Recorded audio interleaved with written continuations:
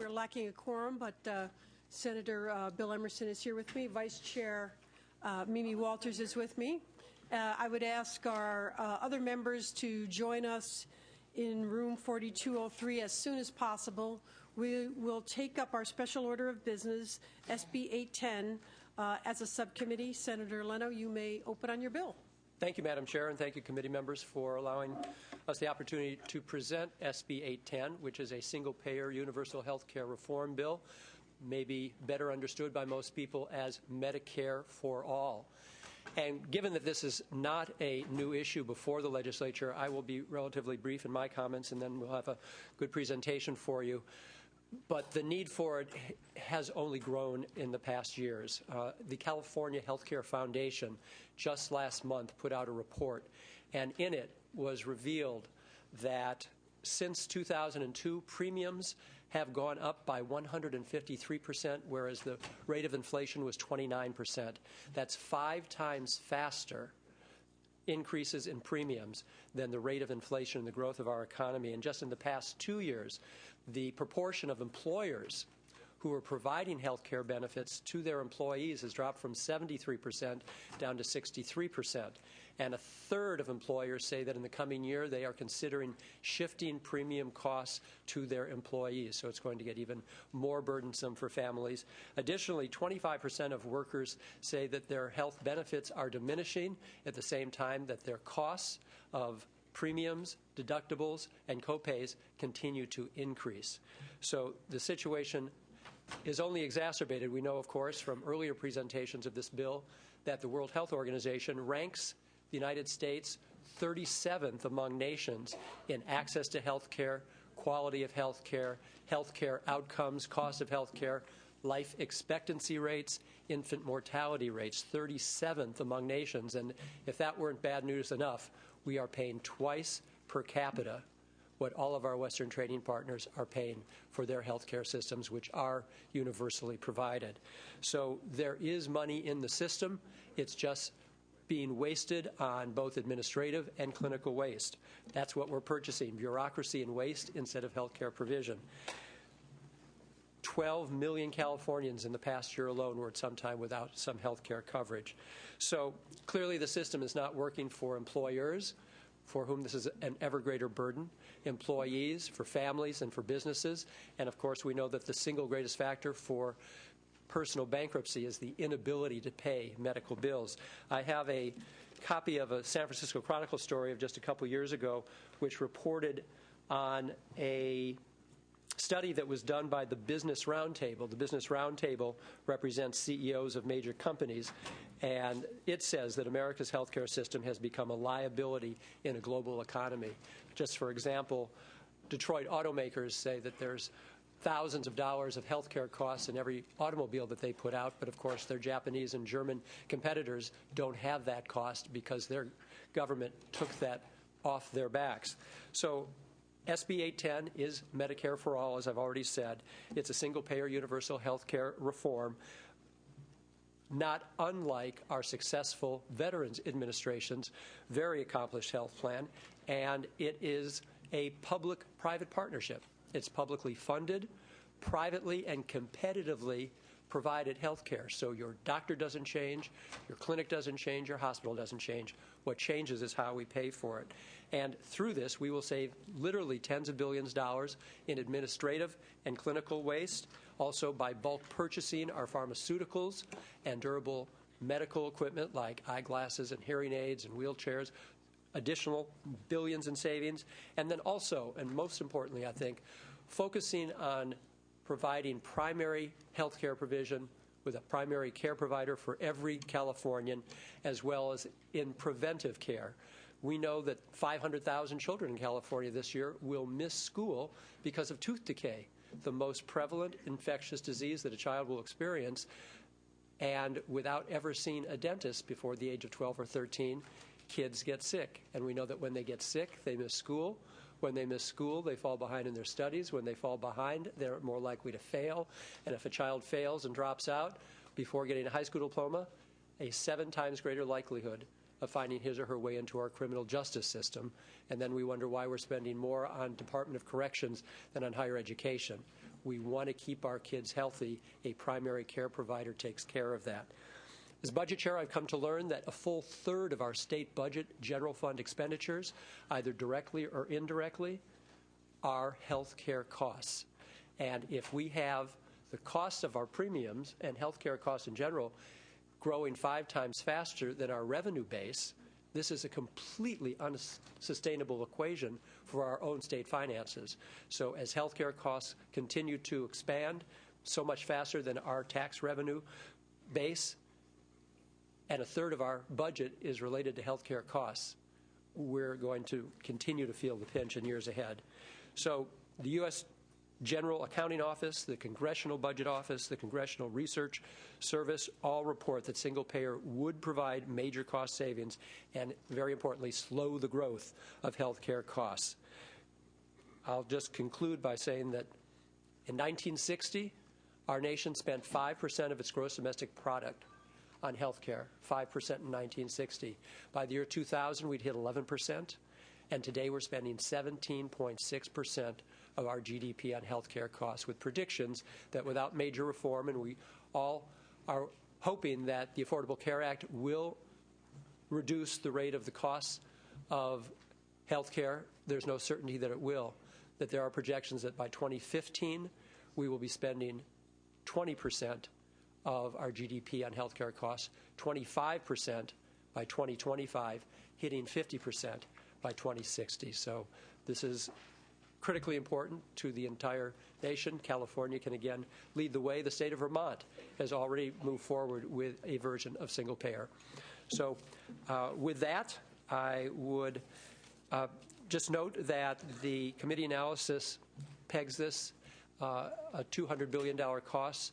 I understand, as a former chair of the Appropriations Committee, what cost pressure is on the general fund. But just to reiterate, this is not a new $200 billion of cost to the state of California. It is the current $200 billion that we're spending inefficiently on the delivery of health care, putting it into a new health plan that will be much more efficient, create greater results, keep Californians healthier, thereby saving us billions of dollars. So I just want to point that out. There's the same $200 billion that we're currently spending, and as noted in the analysis, that the bill prohibits any state entity from spending any money whatsoever until the Secretary of the Department of the Health and Human Services Agency determines that there are sufficient funds to move forward with implementation in the newly created California Health Care Trust Fund. And that, of course, would be accomplished through a separate effort. This is the policy piece of single-payer health care reform. There's also a fiscal piece which would finance it. That would require either a 2/3 majority vote of this legislature in each house or support of a majority of voters at the ballot. So those would be our two options. This is just the first part of it. Minimal, if any, cost to the state until we get that finance piece put into place, potentially by the voters. I would ask for your vote, and hopefully we can get this off suspense. Thank you, Senator Leno, and thank you for being succinct. These are your 3 witnesses? Yes, we have Dr. James Kahn here, and he is a medical doctor, also master's in public health and UCSF professor and physician. He's going to do 5 minutes. We have Mona Field here, the Board of Trustees of the Los Angeles Community College District. He's going to do 5 minutes, and then the last 5 minutes will be split by Roger Hicks, a small business owner and physician, Deanne McEwen from California Nurses Association, and Dolores Duran Flores, who is the legislative advocate. How many people are in the last 5 minutes? For the California school employees. Here, 3, we'll split the last 5. Let's everyone will do a maximum of 3 minutes. We'll take the first 3 witnesses at the table, and then we will go to the audience. You can come up and use the microphone behind Senator Leno and just give us your name and your position on the bill. Is that understood, everybody? Then we'll go to the opposition. All right. So just to clarify, do we have 9 minutes or 15 minutes? 9 minutes, and then your testimony. We had understood 15, but if it's a change you've made, we'll live by it. Yes, we understood 15 also, but we're already 15 minutes into the hour. So okay. We'll get going. Try to keep it organized. Can you do that, Doctor? And before we begin, we will establish a quorum. Kehoe? Here. Kehoe here. Walters? Here. Walters here. Alquist? Emerson? Here. Emerson here. Liu? Here. Liu here. Pavley? Here. Pavley here. Price? Aye. Price here. Runner? Steinberg. We have a quorum. The public should know also that SB 630 by Senator Alquist and SB 901 by Senator Steinberg, both of those bills have been approved as per Rule 28.8, so they'll be moving to the Senate floor. They will not be heard in this committee today. Yes. It is SB 630 by Senator Alquist and SB 901 by Senator Steinberg. All righty? All right, now we'll go to the witnesses. Thank you for inviting me to speak. I'm a professor of health policy at the University of California, where I do economics research. It's an honor to address this group of legislators aiming to advance the quality of life in our great state while enforcing fiscal responsibility. Single-payer healthcare, as embodied in SB 810, provides perhaps the only example of proactive and progressive social policy that is also deeply fiscally prudent. Healthcare costs are spiraling out of control. The federal legislation may slightly exacerbate or slow that, but would leave intact, indeed expand, the private insurance-based system which has brought us to this crisis point. Single-payer revamps healthcare financing to enshrine two guiding principles: simplicity and orchestrated restraint. Simplicity comprises replacing the dizzying complexity of the current system with single standards for core financing tasks, such as eligibility, health benefits, and payments. According to a report from the U.S. Institute of Medicine, including my own research, the potential administrative savings in the United States exceed $200 billion per year. That translates to $30 billion per year in California. Orchestrated restraint, the other strategy, takes the form of prospectively defined global budgets. Current practice involves a multiplicity of piecemeal cost control ideas. However, plentitude does not yield benefit. The costs continue to rise. Global budgets integrate into one coherent, effective, and enforceable framework all considerations driving costs, from negotiated provider payment rates to the reduction or elimination of ineffective health interventions. I'm a proponent and practitioner of evidence-based medicine. This is a laudable development in medicine whereby practice is guided by the best data. And the best data regarding healthcare financing is clear, both from our country, where the Veterans Administration is a fine example of single payer, and from the other wealthy democracies, which spend 1/2 to 1/3 less than we do with better health outcomes. 20 studies of single payer have confirmed its financial advantages for society, including 2 studies in California and a very recent one in Vermont, completed by economists at Harvard University. Over time, single payer reduces healthcare costs by 20% or more. Taiwan, with a population similar to California, moved to single payer in 1995, and their costs in the first 5 years following implementation were less than those projected under their prior multi-payer system. In 2012, we were also acutely aware of income and wealth inequality, as well we should be. Single payer offers 2 paths to address this challenge. First, single payer removes healthcare from the plate of financial worries faced by the bottom 99%. Coverage is comprehensive and lifelong. Second, single payer implements a progressive shift in financing. A family earning $20,000 would save $2,000 per year, and potentially much more compared to federal requirements under the new reform. In contrast, a family earning $200,000 would pay $8,000 more. I'd like to make a critical distinction between societal costs and state budgets. Usually when state government increases spending, overall society spending increases accordingly. With single payer, the calculus changes. Increasing the government's budget decreases costs to the state's business and residents and overall. Just 3 minutes, so if you want to wrap up, that would be very good. I would like to end with a phrase that an economist like me rarely gets to utter, but happily does apply to single payer. Efficiency begets equality and health. Thank you. Thank you. Next, please. Thank you very much. My name is Mona Field, and I'm a member of the Board of Trustees of the Los Angeles Community College District. Our district has long supported the concept of single payer or Medicare for all because we calculate that that system will reduce bureaucracy and paperwork and be much more efficient and cost effective. While we are the largest of the 72 community college districts in the state with over 7,500 employees, we know that all of those districts, plus the approximately 1,100 K-12 districts, the 2 public university systems, collectively employ and provide health benefits to nearly 1 million Californians and their dependents.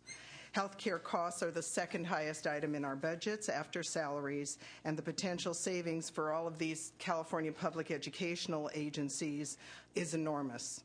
One thing we all know about our current system is that risks are best spread when the pool of insured is larger. If every Californian, young and old, healthy or not, is included, then the costs are distributed, which is why this program would not experience the same bump experienced by Medicare's initial implementation, because it only covered seniors. The initial investment to set up the California health care system is relatively small because of the offset in both immediate and long-term savings. In our district alone, out of our $65 million a year health care budget for employees, we expect to save tens of millions of dollars annually. We would save virtually all of the administrative costs of the current system. The insurance brokers, the consultants, the administrative paperwork, and the other inefficiencies of the current system would be saved. Multiply that by all the other public agencies, and the savings are in the billions. Our country already has some long-established single-payer systems, such as Medicare and the United States Veterans Administration healthcare system.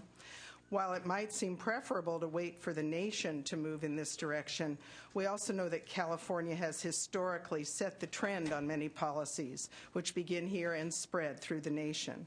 Even if we are not the very first state to do this, California's healthcare system would impact the national dialogue.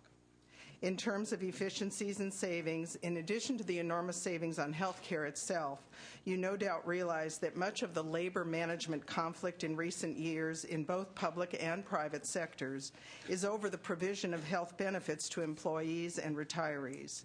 With Medicare for All, we reduce the costs of bureaucracy and paperwork and are able to negotiate reduced rates for supplies and medication while providing comprehensive benefits to employees. We then save the costs of labor negotiations surrounding health benefits. So there is a ripple effect of savings. Thank you. That is 3 minutes. Thank you. Next, sir. Madam Chair and committee members, thank you for this opportunity to speak to you about an issue dear to my heart. My name is Roger Hicks. I'm a physician and a small business owner.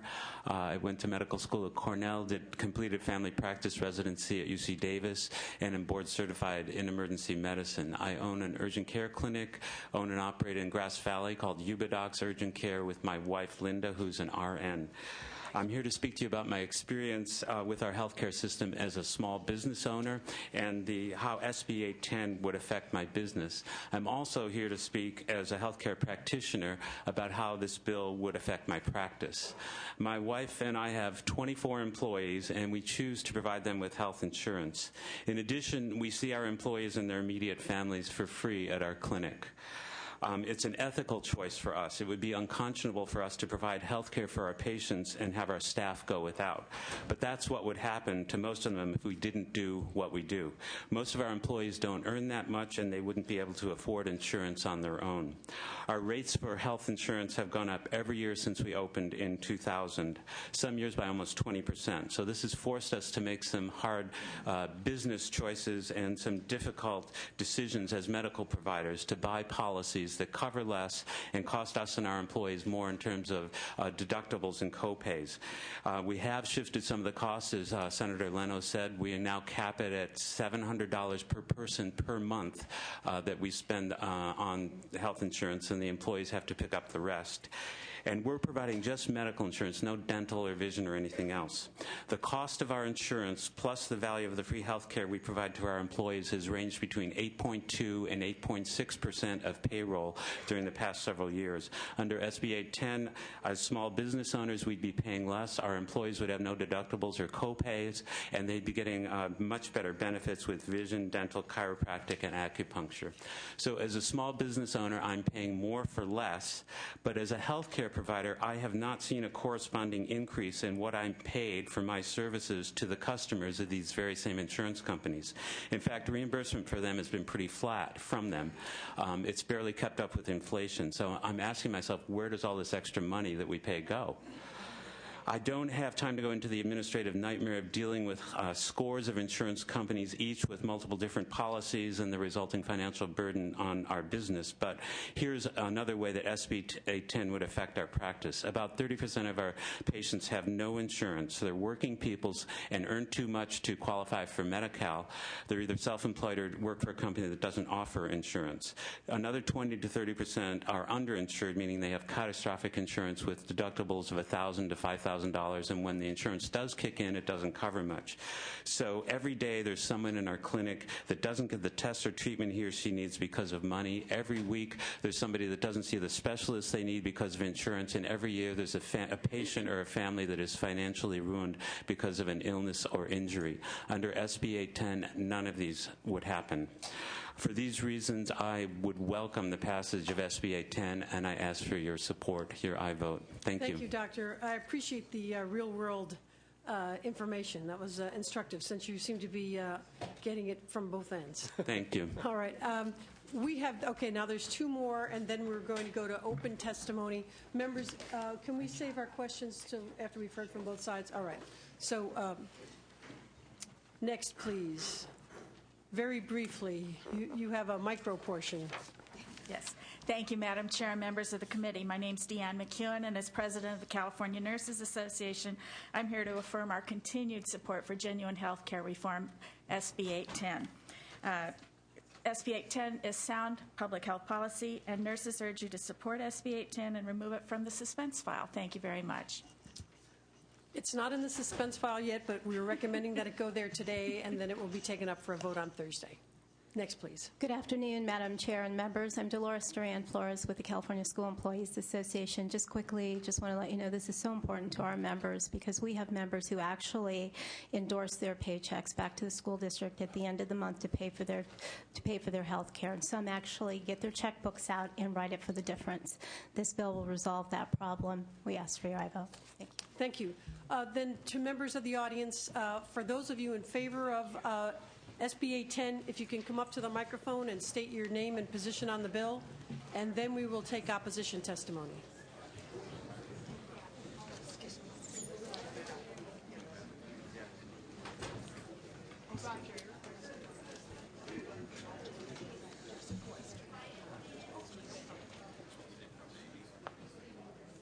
Go right ahead.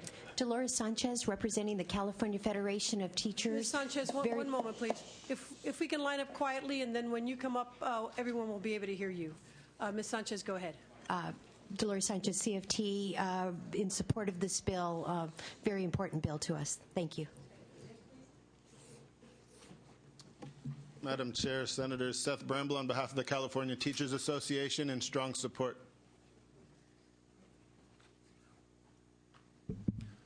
Mike Montgomery with the Congress of California Seniors. We support the bill. Please pass it. Kirk Blackburn on behalf of the United Nurses Associations of California, Union of Healthcare Professionals, strong support. Caitlin Vega for the California Labor Federation, also here in strong support. Rick Bettis, League of Women Voters of Sacramento County, in support. Thank you. David Thompson, representing California Council of Churches and Church Impact, 4,000 congregations. We strongly support this. Randy Hicks with Californians for Disability Rights and strong support. Lee Sandall with the International Longshore and Warehouse Union, and we are in strong support. James Cowan, Progressive Democrats of America San Francisco chapter, and San Francisco for Democracy, in strong support. Jan Howe, I'm with the Contra Costa County Advisory Council on Aging, their health subcommittee. We are in strong support. Jerry Marr, Director, Yolo County Healthcare for All chapter, in strong support. Thank you, Mark McDonald, on behalf of the Peralta Community College District and the Los Angeles College Faculty Guild, in support. Nan Brazemer, President of the California Alliance for Retired Americans, and for the last 7 years, our 950,000 members have been in strong support of SB 810 and previous numbers. Greg Miller, California Nurses Association Retirees, also the Coalition for Downtown Hospital in San Jose, and California Alliance for Retired Americans. We all those organizations strongly support. Chris Jensen, representing Resources for Independent Living, and we are in strong support of SB 810. Larry Yamasaki, SEIU 521, retirees, in strong support. Jim Lindberg, on behalf of the Friends Committee on Legislation of California, strong support. Rebecca Gonzalez, National Association of Social Workers, California Chapter, in support. Andrew McGuire, Executive Director of California One Care, in strong support. Forrest Harlan, Butte County Healthcare Coalition and Independent Living Services of Northern California, and especially for those who have lived and died on this issue for all the years of supporting Medicare for All. We have strong support for that issue. Good morning. I'm Trudy Schaefer, representing the League of Women Voters of California. We have league members and local leagues all around the state who are in strong support because of the great benefit to businesses, individuals, and the public. Thank you. Kate White, League of Women Voters of San Joaquin County, in strong support. Susan Ciutat, 25 years as an ICU nurse, 10 years as an attorney, now a small business owner, have been working on this issue for 20 years. Please hurry up. The barn is burning. Thank you. Don Beckler, single payer now, in support. Marion Evans, Butte County Healthcare Coalition, in strong support. Norma Wilcox, Butte County Healthcare Coalition, in strong support. Nancy Tilcock, retired teachers of Placer County, League of Women Voters, Kara, a few other things, mother of 5, grandmother of 11, and great-grandmother of 8. I live personally in Scotland, and I know what national health care is like. I would like it for my family members as well as other children. Thank you. Richard Holliber, Consumer Federation of California, in strong support. Kathleen Bonigson, Nevada City Healthcare for All, Nevada County Healthcare for All, asking you for the courage of your yes vote. Mindy Oburn. I am chair of the Nevada County chapter of Healthcare for All. We strongly support this bill, and personally, I think it's the moral and ethical right thing to do. Barbara Cummins, RN, CSU EU, and Cummins Construction, in strong support. Robin Brasso for United Educators of San Francisco and for the San Francisco Unified School District, in strong support. Henny Kelly, San Francisco Labor Council, strong support. California Democratic Party has voted on this 4 times now, strong support. And the San Francisco Democratic Party unanimously voted strong support. Thank you. Donna Norton, and I'm speaking on behalf of the Sonoma County Democratic Central Committee, who continues year after year to support this. Also for the Progressive Democrats of America, the Sonoma County chapter. Thank you. Jane Firstus, representing 50,000 SEIU members in California and the SEIU Executive Board, strong support. Mary Kate Crawford, Tri-City Democratic Forum, and the Alameda County Central Committee strongly support. Bill Barrows, Lake County Peace Action. I've experienced health care in Germany. Strong support. Judy Morgan, Canocti Senior Support, Inc., strong support. Bob Marston, California Peace and Freedom Party, in strong support. Nancy Friedman, Wellstone Democratic Renewal Club of the East Bay, heart and soul support. I'm Stan Gold. I strongly supported this legislation the last 2 times that it was passed by the California State Legislature. I continue to strongly support this legislation. I'm sorry we can't be number one. Vermont beat us to it, but we certainly can be number two. Please vote for this legislation. Thank you. Kim Wayne, Progressive Democrats of the East Bay, strong support. Jan Vols-Kelly, Single Payer Now and California One Care in full support, and I hope you do as well. Thank you. Esther Wanning, MFT, Healthcare for All Marin, and also representing Healthcare for All California, a coalition of chapters across the state, in ardent support. Sorrel Sand, licensed acupuncturist, representing Small Business Berkeley Acupuncture Center, in strong support. Eloise Hammond, Amador Valley, League of Women Voters, and supporter of Van Jones' contract for the American Dream, in strong support. Robert Kruger, small business owner and a member of the Nevada County chapter of Healthcare for All. Very strong support. Thank you. Sandra Mack, Gray Panthers, in support. Max Heineman, co-chair, Single Payer San Joaquin County. Single payer is the humane and fiscally responsible thing to be doing. Carmen Fernandez, Latina Democratic Club of San Joaquin County, strong support. Thank you. Lois Downing, Labor Studies Department, Laney College, Oakland, strong support. Dr. Roger Mendelson, MD. I'm a small business owner of my own medical offices in Berkeley. I'm in strong support of Medicare for All.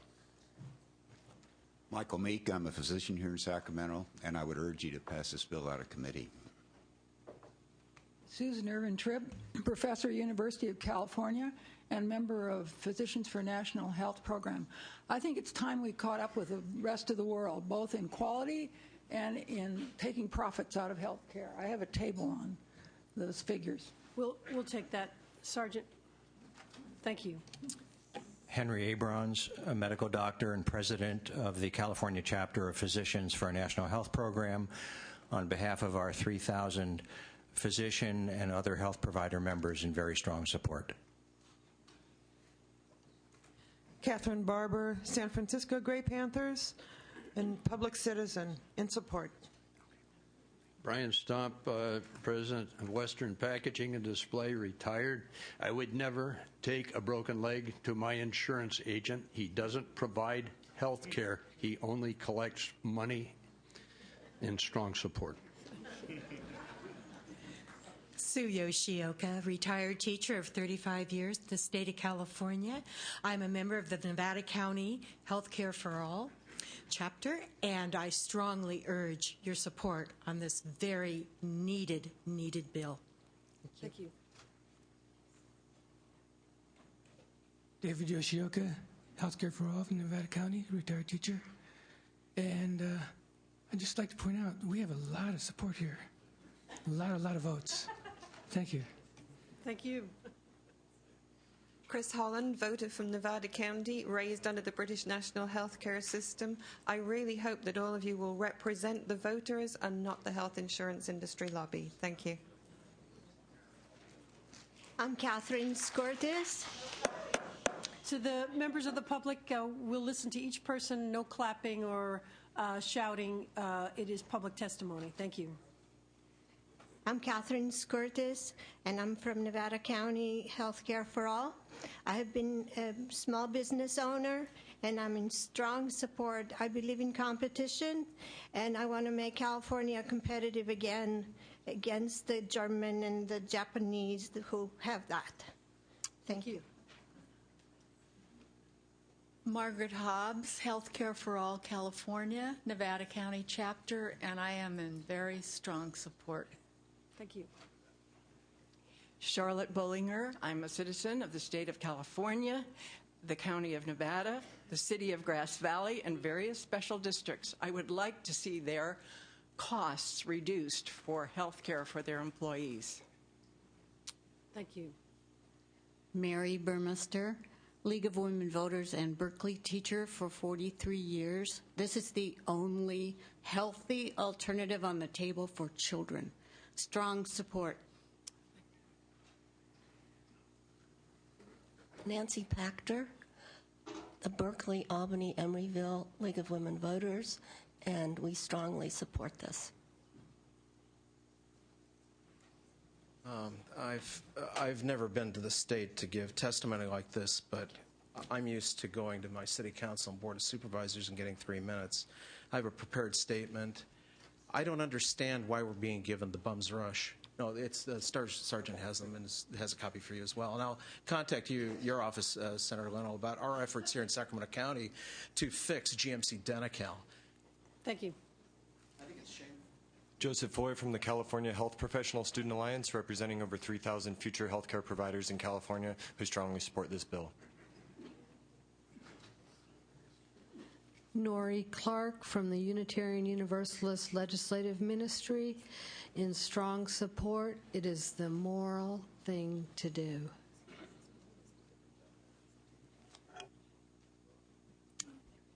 Joyce Calagos, Senior Action Network San Francisco Organizing Project, and also first lay promoter for justice and peace for the Holy Name Province, Western Dominican Province. Hello, I'm Kathleen Williams Fosdahl, and I'm a member of the Davis Friends meeting and the Davis League of Women Voters, and also a member of the Healthcare for All. And I'm also a small business owner, and I have 6 employees. I would really appreciate that California would support this bill, SB 810, so that the money that we spend on healthcare goes into healthcare and not into other organizations such as insurance companies. Thank you.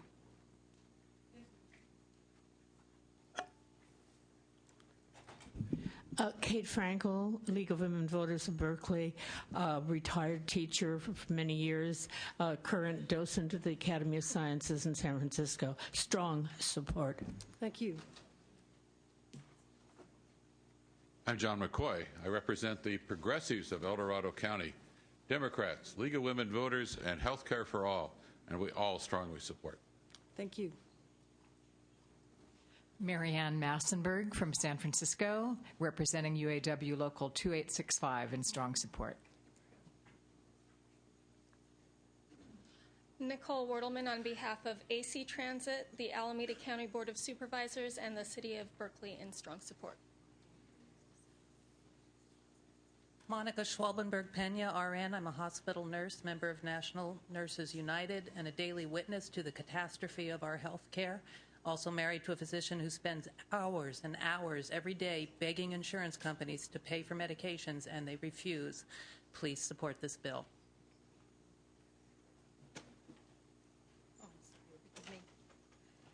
I'm Martha Chanley. I live in Yolo County, and I've been a long-time advocate and educator of poor people who have peripheral neuropathy, and they are getting lousy care in the clinics and other places that are supposed to be serving them. I'm also vice chair of the Sacramento chapter of the Healthcare for All, and I urge your passage of this bill. It is so desperately needed. Thank you very much. Thank you. Next, please. Vic Guzman, speaking on behalf of the California Alliance for Retired Americans. We are in support. Also speaking for the bakers, tobacco workers, millwright workers, retirees. We are in support. Thank you. Next, please.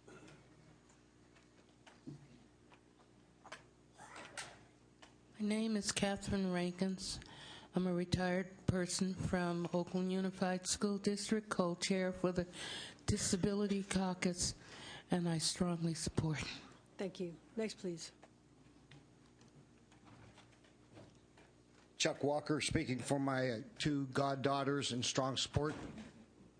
Thank you.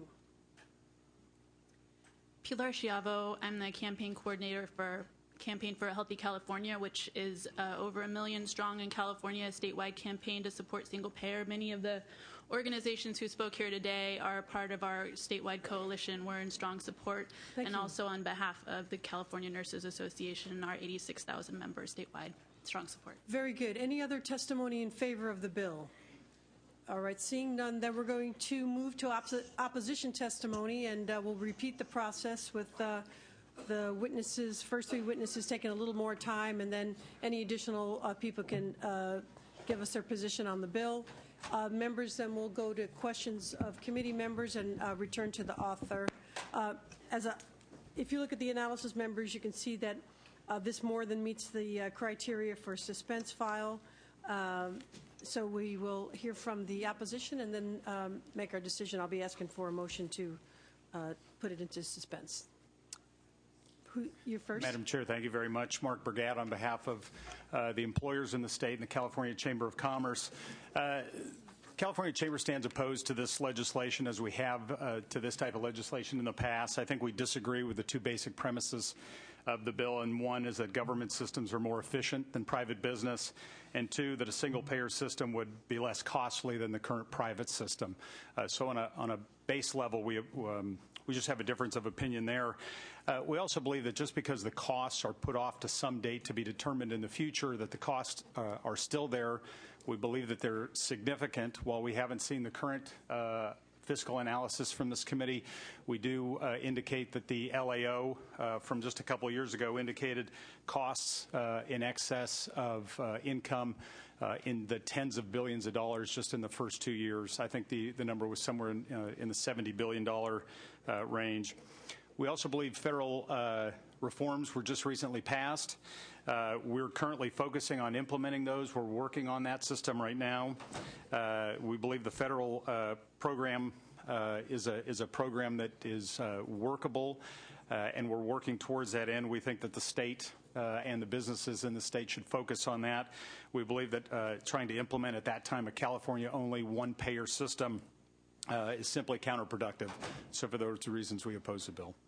Mr. Burgat, just for public information, we may have run out of analyses because there's so many people in the audience this morning, but it is prepared. It is substantially the same as when the committee looked at the bill last year, and it's also available online. So the information is public. Thank you, Madam Chair and members. Nick Luizos with the California Association of Health Plans.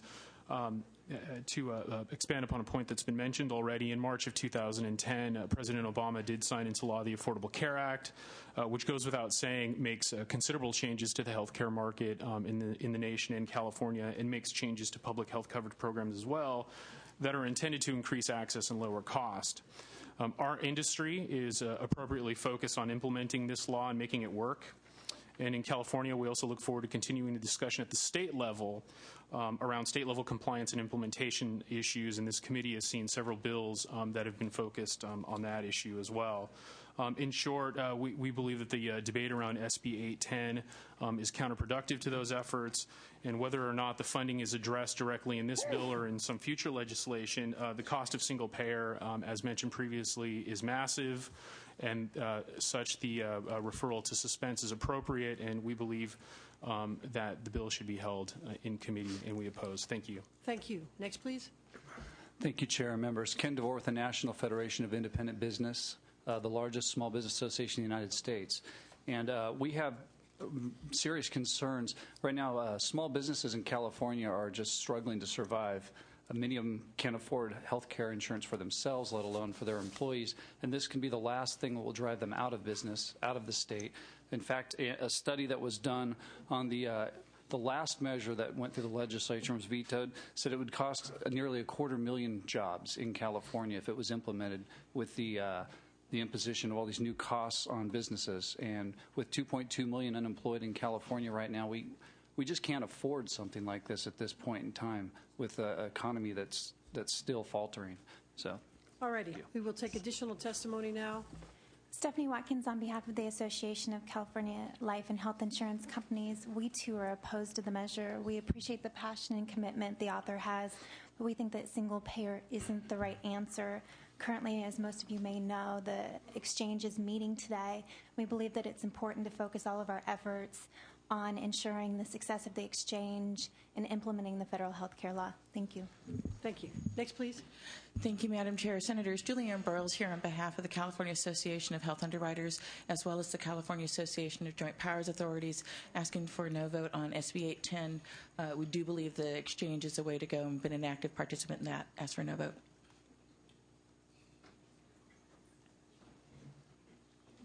Good morning, Brian Little with the California Farm Bureau Federation. In opposition.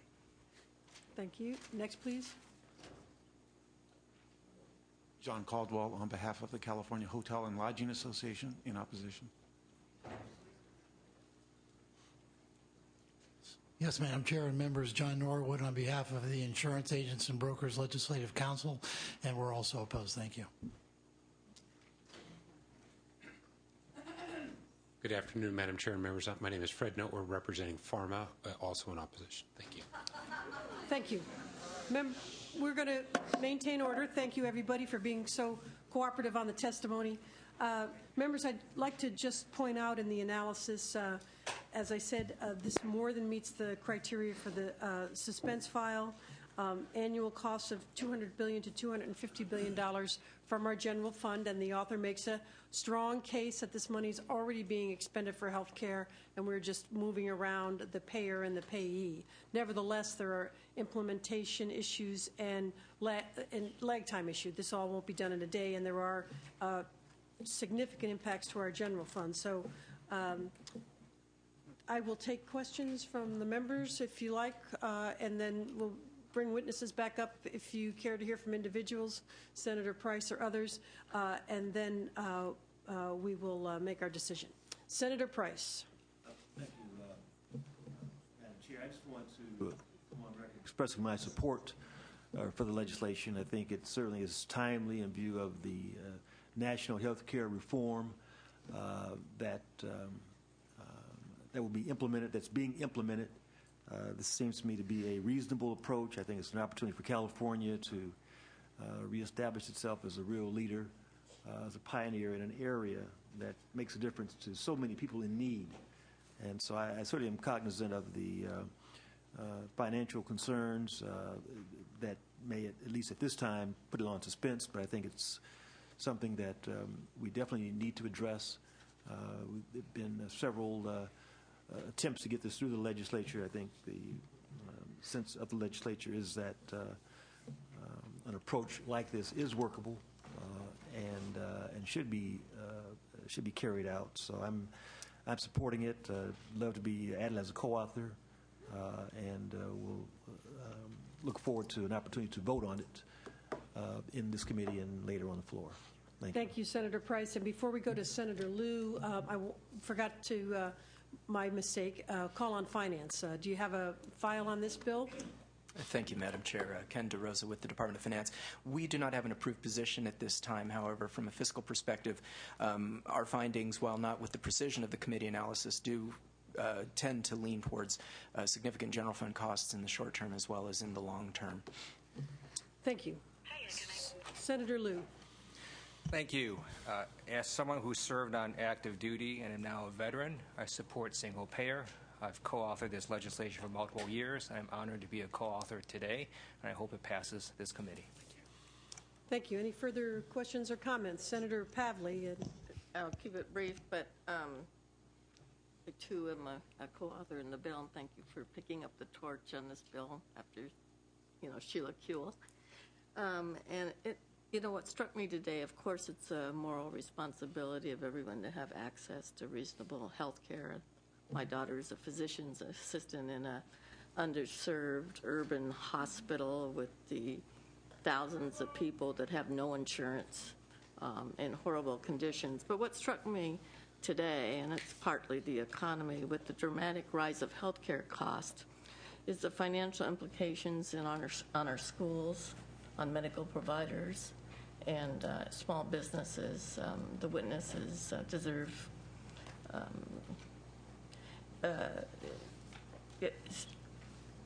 our support in leading this cause, because the system is broken, the costs are dramatic. And you pointed out something that I was well aware of, and that's in relation to jobs, because that was brought up. I've traveled to Canada and Ottawa and Ontario, especially Ontario. Most of the American automobile manufacturers have their manufacturing facilities in Canada. Why? Because of health care. It adds the cost of the cars, $3,000 to $4,000 to $5,000 a year if you manufacture cars in our country. And so that's why many of the jobs are over our borders and in other locations. So it is also a jobs issue from my perspective. So look forward to supporting this on Thursday. Senator Alquist. Thank you. I'd like to go back and be a principal co-author as I was last year. I got to a different level here today. One point I would like to make as someone who is 67 years old, and that is that particularly as we get older, the great looming cost for us as seniors is health care. And it can cause a person to become homeless almost. And can cause a person not to be able to make, house payments or rental payments. And given the huge amount of work I do with seniors, and being one now, I used to be able to say I'm a senior in training, but I can't get by with that anymore. There's going to be a train wreck happening in the next 5, 10, 15 years if we don't figure out a way to make California a good place for seniors to live and to be able to afford the real cost of health care. So I'm very supportive. Thank you, Senator Alquist. Senator Leno, seeing no further comments, I'll ask you to close. Thank you. You've been more than gracious with your time. Let me thank all of those who have come great distances to express their support for the bill and all of the many, many, not only years, but decades of efforts to move this forward. Also, appropriate to thank Senator Sheila Kuehl, our former colleague, who, of course, led the charge on single payer so valiantly in 2006 and 2008 when she was able to put it on our governor's desk each of those 2 times. Very quickly, just want to respond to a couple of the comments made by the oppositional voices. The California Chamber of Commerce's belief that administrative costs are lower in the private sector than in the public sector doesn't make it so. All you need to do is compare the administrative costs of Medicare or of the Veterans Administration to their 4 or 5% administrative overhead to the 20% plus overhead in the private insurance market. And additionally, with regard to the reference to the Legislative Analyst Office numbers of a few years ago, that was based, the analysis written in 2008 was based on Senator Kuehl's and the Lewin Report's numbers for premium costs in the new system from 2006. But healthcare costs had so increased between 2006 and 2008, there was identified a deficit, and that's what they were reporting on. And then just to make mention with regard to the Affordable Care Act, there is specific language in it that says that as of 2017, states which wish to expand health care further, keep in mind that the Affordable Care Act will leave about 8% of the population, and that's approaching 3 million Californians, will still be uncovered with full implementation. That if states want to go further after 2017, as long as they expand coverage at no additional cost to the federal government and do it in as comprehensive a way as the Affordable Care Act, states have that allowance. So well aware that we will need waivers from the federal government to use federal dollars we're currently using for Medicare and Medi-Cal to put into our single-payer system. It should be noted, though I have no confirmation the governor's current position, when he did run for president in 1992, one of his major issues was promoting single-payer universal health care reform for the entire nation. Brief conversations I had with him when he was a candidate was that he does want to sit down, look at the numbers, understand it more clearly, that this is, of course, affordable for California. And then my final comment will be, as we have just celebrated Dr. Martin Luther King's birthday, that one of his most famous quotes is that of all the forms of inequality, injustice in health care is the most shocking and inhumane. Thank you. Thank you, Senator Leno. Seeing no further comment from the committee members, and without objection, we will move the item to suspense and take it up for a vote on Thursday. Thank you once again. Thank you, Senator Leno. Thank you, committee members. Members, I'd like to go to the due pass items and see if we can dispense with them. So we will be waiting on Senator Correa. Is he? Excellent. There, very good. And then Senator Alquist, you are going to take up a couple. Yes. Senator Padilla, Senator DeSaulnier, Senator Steinberg, and I will be taking up a couple for absent members as well as my own. So, Senator, one moment, please.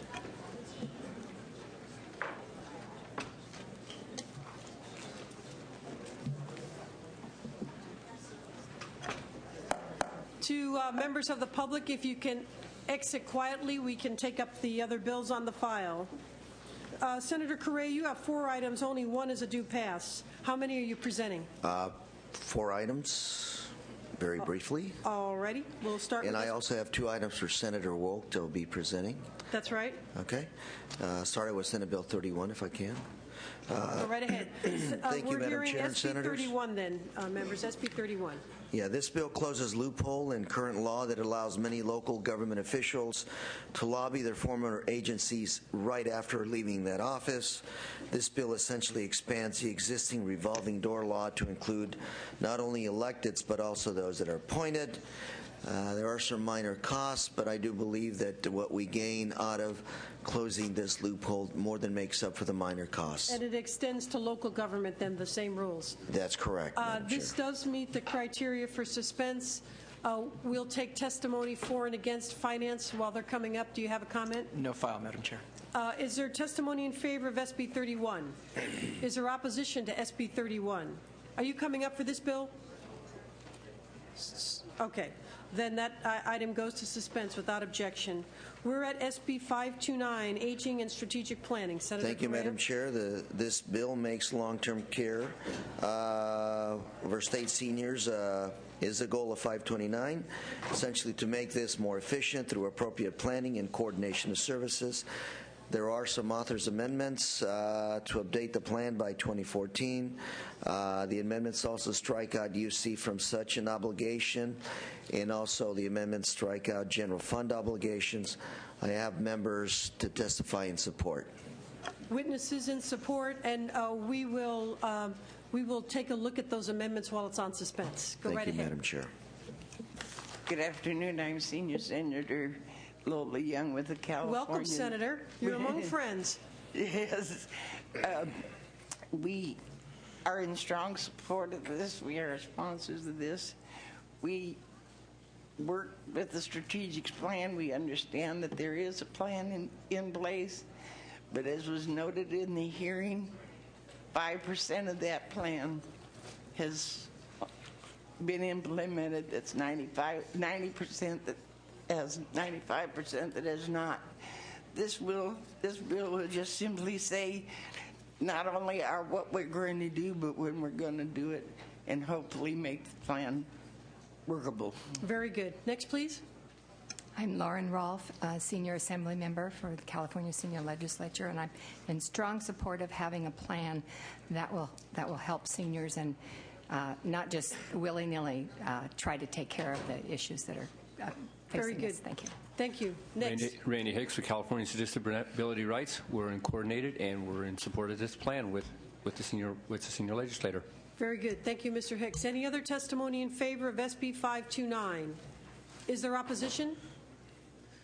Seeing none, then, Finance, do you have a comment on this? No file, Madam Chair. Okay. Then without objection, members, this one would go to suspense. And next, Senator Correa, is SB 663. This is a due pass with amendments, members. Go ahead, Senator. This bill addresses the issue of homeless veterans by essentially adding additional requirements. We want to find out what exactly is going out there. Say there's a technical, we have some amendments to fix a technical error, drafting error. I ask for an aye vote. Is there testimony in favor? Testimony in favor, sir? All righty. Any opposition testimony? I have a motion from Senator Walters. Okay. So we will take up that motion. Again, this is due pass as amended. Secretary, please call the roll. Senator Walters made the motion. Kehoe? Aye. Kehoe, aye. Walters? Walters, aye. Alquist? Aye. Alquist, aye. Emerson? Aye. Emerson, aye. Liu? Pavley? Aye. Pavley, aye. Price? Aye. Price, aye. Runner? Steinberg? How many do you need to get a bill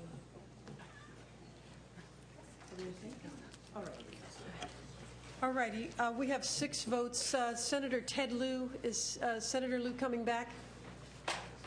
Looks like I assume so. He left his pen and his things.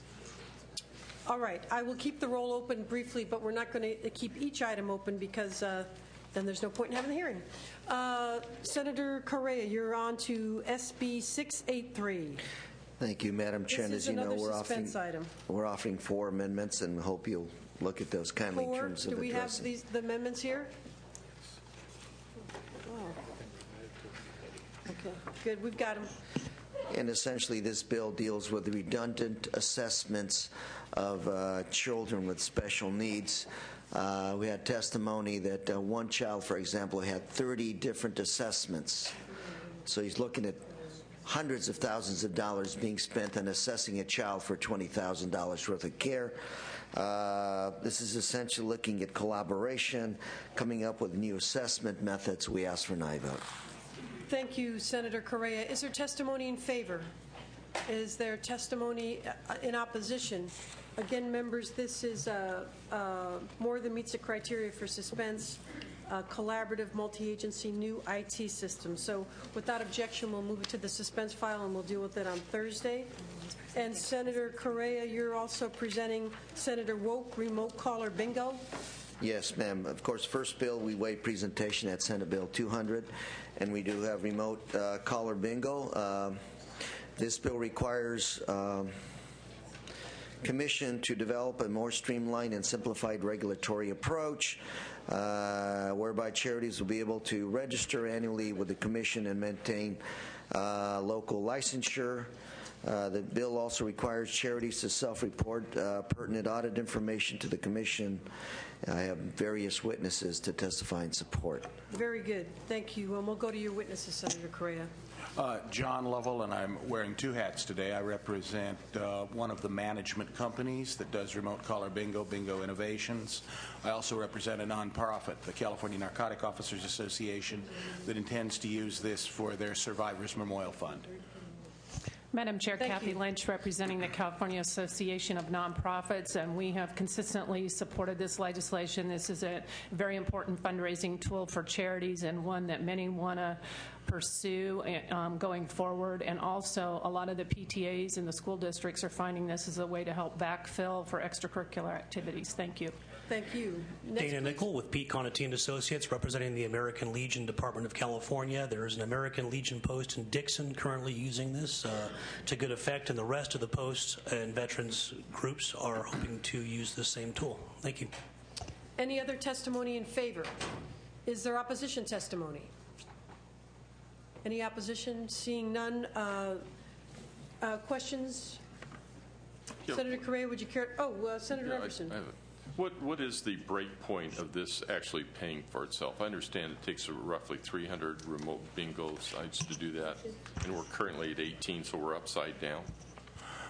Senator, we would, as a threshold matter, we would take issue with the Gambling Control Commission's estimates. We'd point out to the committee that last year, with more extensive duties, Gambling Control Commission was denied a budget request by the Budget Committee on this same area. We believe that all of these are absorbable costs right now, and that the burdens are minimal.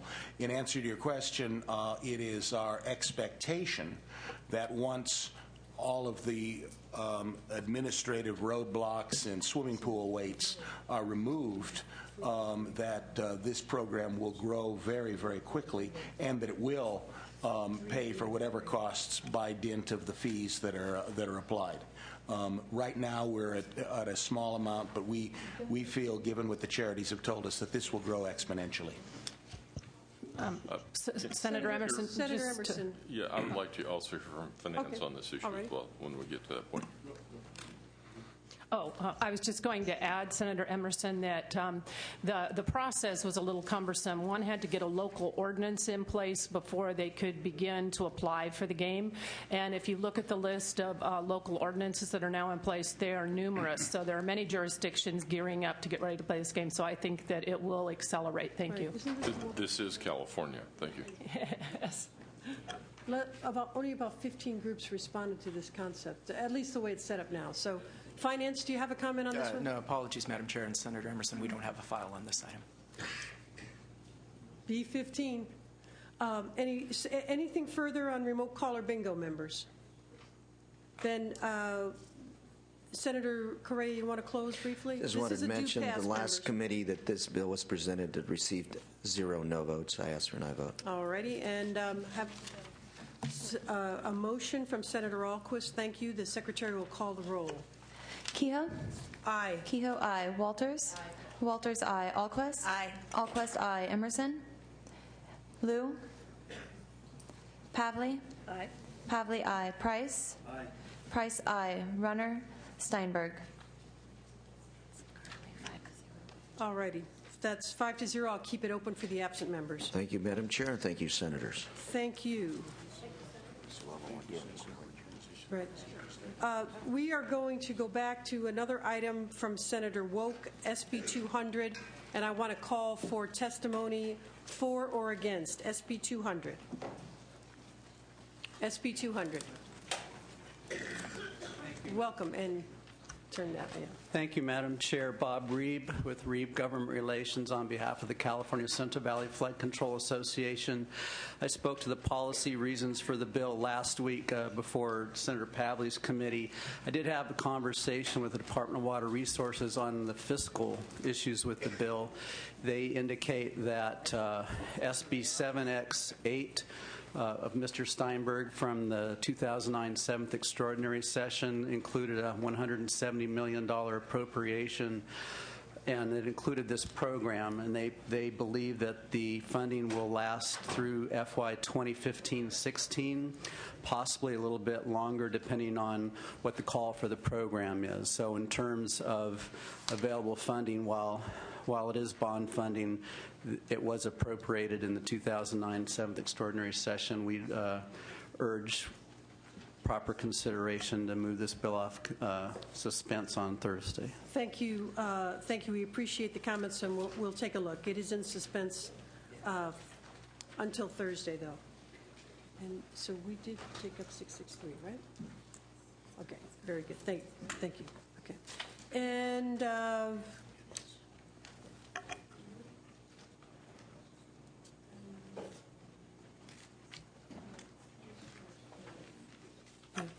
Senator Padilla, are you ready to take up your items, and then we will go in file order?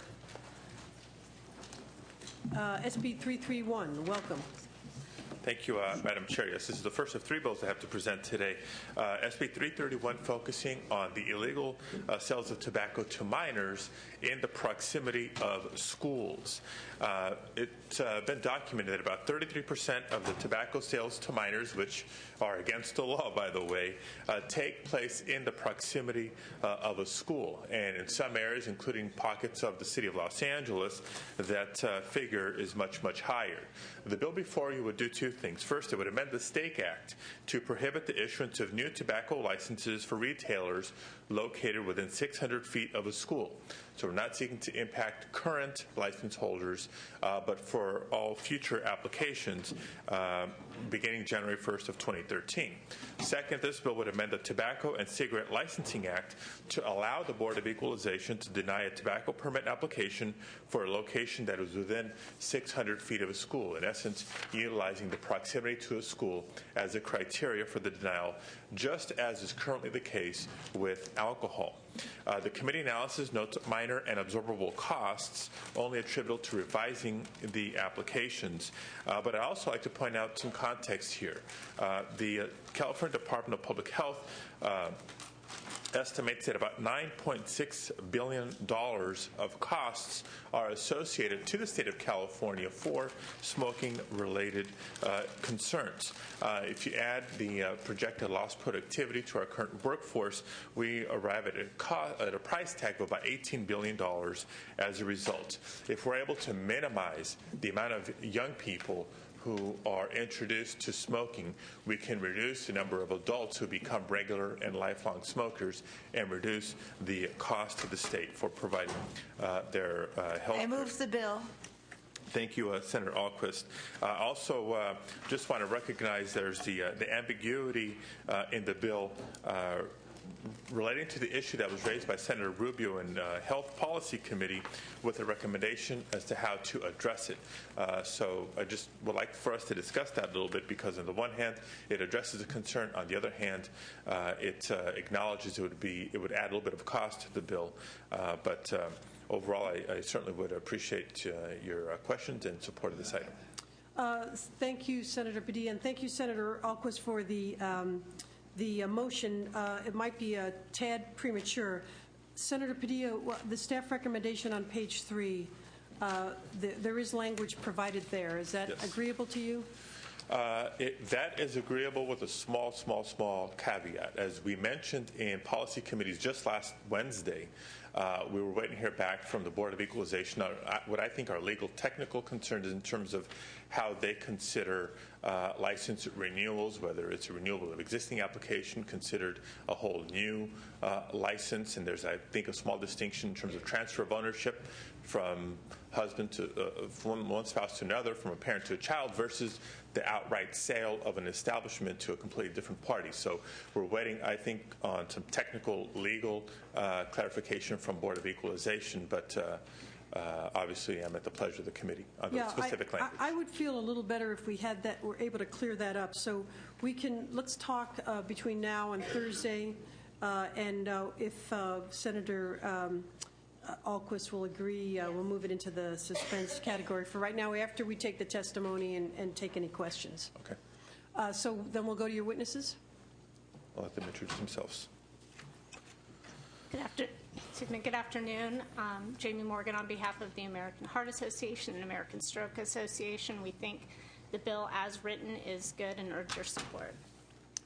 Thank you. Good afternoon, Chair and members of the committee. Kimberly White-Crochet with the American Lung Association, California.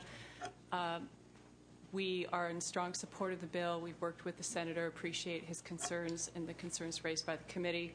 There's over 24 local tobacco retailer licensing laws that take care of this issue of sales near schools. We acknowledge that there's the grandfathering of the existing businesses, yet we're not comfortable with the transfer of a license that's not in the existing licensing act. We don't believe it's necessary. And we look forward to continuing to work with the author on this issue and with the committee moving the bill forward. Thank you. It'll be in the committee for a few more days. Mr. McKaylee, on this bill? Yeah, okay.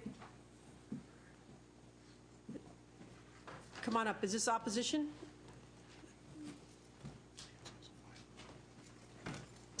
What's that? Madam Chair, members, Chris McKaylee. Yeah. Sorry. Chris McKaylee on behalf of the California Grocers Association. You've heard prior testimony on this issue. Senator Kehoe, first of all, we do not in any way condone the sale of tobacco products to minors. We acknowledge that we have worked with the Senator and his staff on this and previous bills.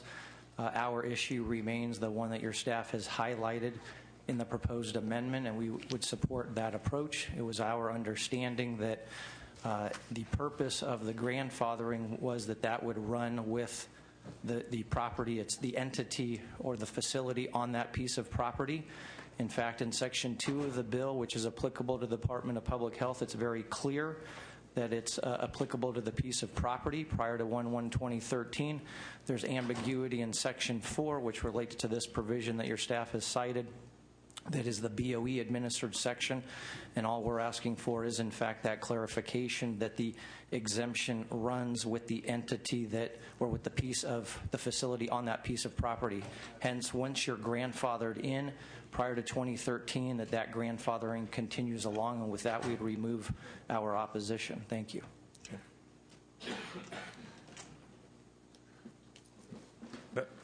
Senator Padilla, further comment? Yeah, if I may, just on that very point again, I think there's two additional things at play here. One is the reason our bill is written prospectively, not retroactively, is clear there would be a sort of a takings issue or liability concern that would dramatically impact the fiscal impact of the bill.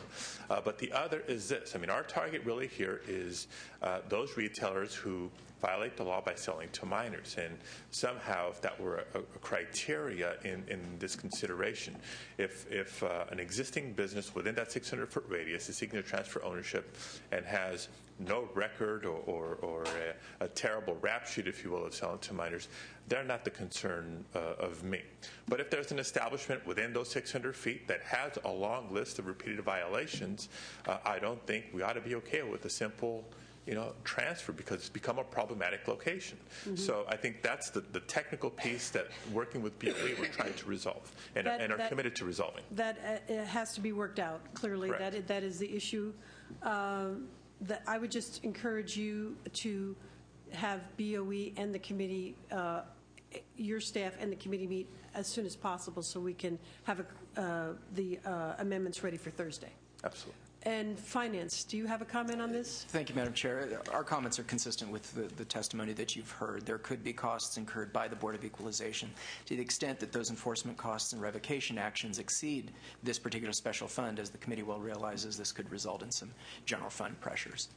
All right. Then, with seeing no objection, this item will go to the suspense calendar, and we'll move on to SB 694, also a candidate for suspense, dental care. Okay. Thank you, Madam Chair. Yes, and this is an item that cleared both the Senate Business and Professions Committee as well as the Health Committee with overwhelming bipartisan support. The bill seeks to improve dental care access in California, especially for children. Specifically, the bill would authorize a scientifically rigorous study to assess the safety, quality, cost-effectiveness, and patient satisfaction of irreversible dental procedures performed by both traditional and non-traditional providers for the purpose of informing future decisions about the dental workforce. The bill would also reestablish the State Office of Oral Health and the state dental director position to provide comprehensive policy guidance for the state. The analysis recommends that this bill refer to suspense because of the $1 to $3 million startup costs and ongoing costs of about $500,000 a year. It notes that the money would come from both private or federal sources. Our intent here is clear.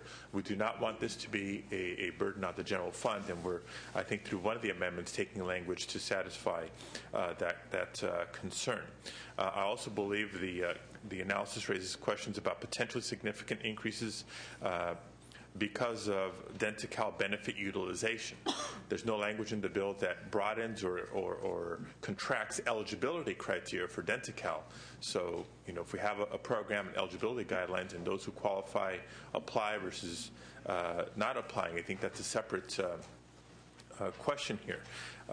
But we did take amendments in Health Committee to ensure that no general fund money would be used for any provisions of the bill. And I'd also call attention to this committee that in 2007, for example, there were 83,000 visits to an emergency room for dental problems, costing us $55 million. There were also, that same year, 874,000 school days that were missed because of toothaches and other dental problems by California children, costing districts $30 million. I believe there's also federal money to be leveraged with the reinstatement of the dental director position. So all in all, I think this could be a net benefit to the state. So let me just close by acknowledging that we'll take those amendments suggested in the analysis, changing the word federal to public, suspending, not eliminating the existing oral health unit, and the Department of Finance making annual determinations regarding the funding provisions of the bill, and adding Senator Price as a co-author. And with that, I'd ask for your support. And then we'll need to discuss the staff recommendations while it's on suspense. Yes. Thank you, Senator. Your witnesses, very briefly, Hi, on the fiscal issues.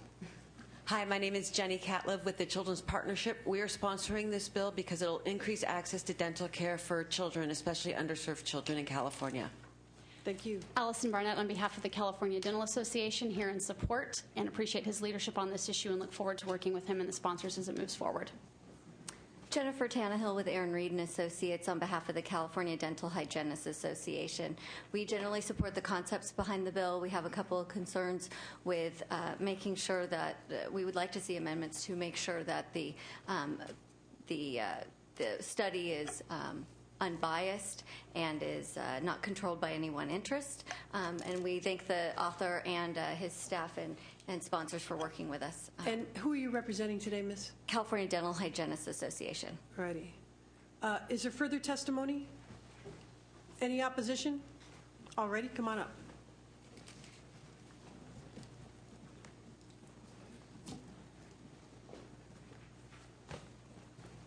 Madam Chair, members, Stephanie Roberson on behalf of the California Nurses Association here, and unfortunately in opposition to this measure. Hopefully soon and very soon we can work with Senator Padilla and his staff on the goals of the bill. We totally appreciate the fact that needs are definitely not being met by our children, especially in schools. Dental health, as you all know, is tied to many other serious conditions of the body if left untreated. So nurses are very concerned with that. We, however, really oppose any scope of practice changes that could be looked at in the study of the bill. We believe scope of practice is in place for a reason. It's there to protect the health, safety, and welfare of folks, and when you start to make scope of practice changes, those are very serious, and we take serious issue with that, especially when you're looking at very serious surgeries that could be irreversible moving forward. So also, we could support a study that would look at different ways for funding, because we believe it is more of a funding issue, not a resource or workforce issue. So we oppose, but look forward to working with the author moving forward. Thank you. Thank you. Next, please. I'm Steve Leedy. I'm an oral surgeon in Auburn. I represent the California Association of Oral and Maxillofacial Surgeons. We're in opposition to this bill as written. We applaud the creation of the dental director, but we're opposed to the part of the bill that may allow the creation of a non-dentist that might be allowed to perform these surgical and irreversible procedures on the public.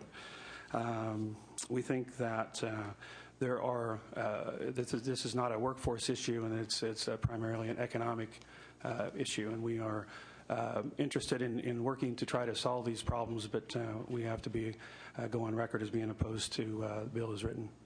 Thank you, Doctor. Yes, we will go to the senators, but first I want to hear from Finance.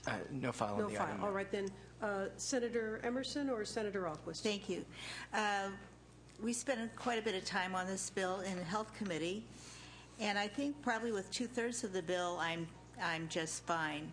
But there's a very important 1/3 of the bill, and I'd like to address that, and that is the irreversible surgical procedures. I find that term very troubling. I would not want an irreversible surgical procedure done on my grandchildren or your child or your neighbor's child.